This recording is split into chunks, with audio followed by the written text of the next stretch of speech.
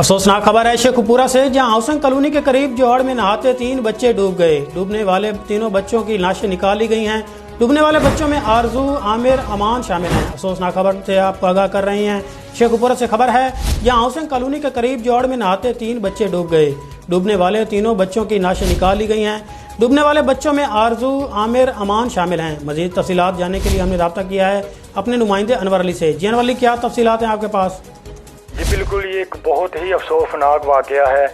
Sheikhpura housing colony के करीब जोहड़ में नहाते 3 बच्चे डूबकर जाँ बाग हो गए हैं। रेस्क्यू 112 ने तीनों बच्चों की लाशें निकाल ली हैं। शेखपुरा के नज़दीक भट्टा के जोहड़ में बारिश का पानी खड़ा था।